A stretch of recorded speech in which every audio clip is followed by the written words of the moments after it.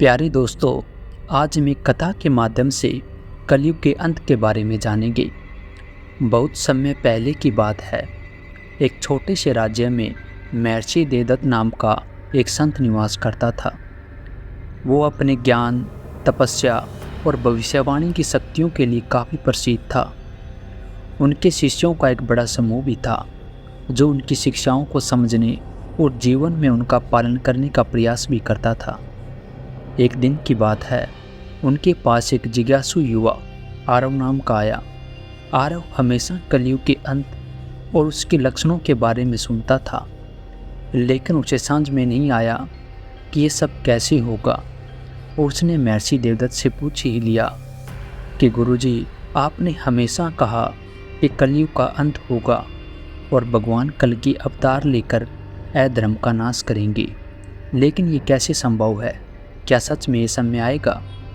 महर्षि देवदत्त ने उसकी जिज्ञासा को देखकर मुस्कुराते हुए कहा, हाँ आरव, समय का चक्कर अनिवार्य है और कलयुग का अंत भी निश्चित है।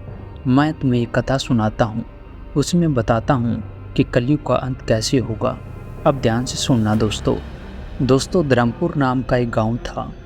ये गांव पहले बहुत ज़्यादा सुखी और धार्मिक था।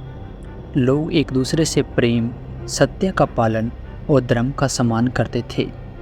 लेकिन जैसे जैसे समय बीतता गया, गांव में कलयुग का प्रभाव भी शुरू होने लगा। लोग अपने हितों के पीछे भागने लगे। लोभ और क्रोध की जड़ें गहरी होती चली गई। पहले जहां गांव के लोग मिलजुल कर रहते थे, अब वे एक दूसरे से लड़ने और झगड़ने लगे। सत्य और धर्म की बातें केवल कहानियों में ही सिमट कर रह गई। गांव का मुखिया धनराज बहुत ही क्रूर और भ्रष्ट था। वो गांव की संपत्ति का दुरुपयोग करता था और गरीबों का शोषण भी करता था। गांव के लोग दिन प्रतिदिन परेशान रहने लगे, लेकिन कोई भी उसका विरोध नहीं कर पा रहा था। लोग अब केवल अपने स्वार्थ के लिए जी रहे थे और गांव में अधर्म का बोलबाला था। गांव में एक बूढ़े साधु रहते थे, जो कि बहुत ही ज्ञानी और गंभीर स्वभाव के थे। उन्होंने कई वर्षों तक तपस्या की।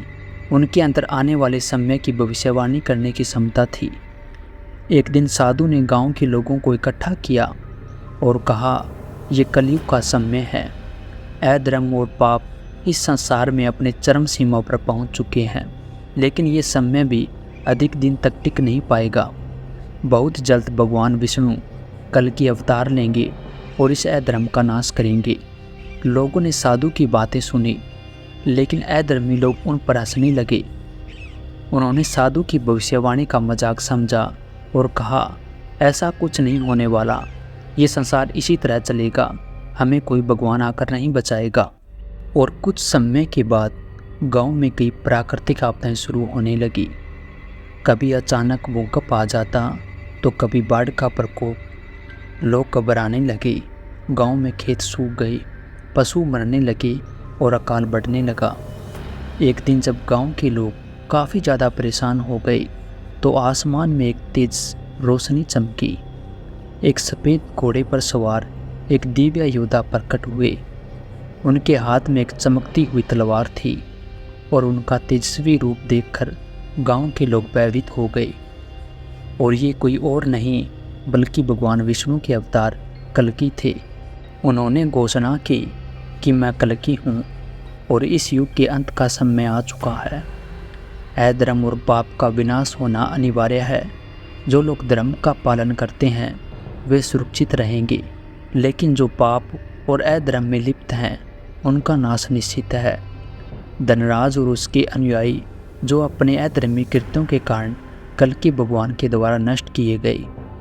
गांव में अधर्म फैलाने वाले सभी पापी, भ्रष्ट लोग और अन्याय करने वाले ध्वस्त हो गए। लेकिन जो लोग सत्य और धर्म के रास्ते पर चल रहे थे, उन्हें कल्कि भगवान ने बचा लिया। गांव में पवित्रता और शांति का फिर से संचार होने लगा।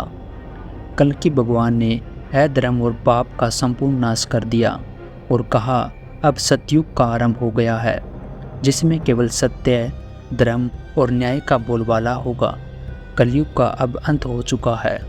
दोस्तों, इस कथा के माध्यम से हमने ये सीखा कि कलयुग का अंत निश्चित है। जब अधर्म अपने परम सीमा पर पहुंच जाएगा, तब भगवान अवतार लेकर धर्म की स्थापना फिर से कर देंगे। और ये केवल एक समय की बात है जो बीत जाएगा। इसीलिए हमें सदा धर्म के मार्ग पर चलना चाहिए और सत्य का पालन करना चाहिए। संसार का समय चक्र भले ही बदलता रहे दोस्तों, लेकिन धर्म और सत्य ही सबसे महत्वपूर्ण मूल्य है जिनका पालन हमें हर परिस्थितियों में करना चाहिए।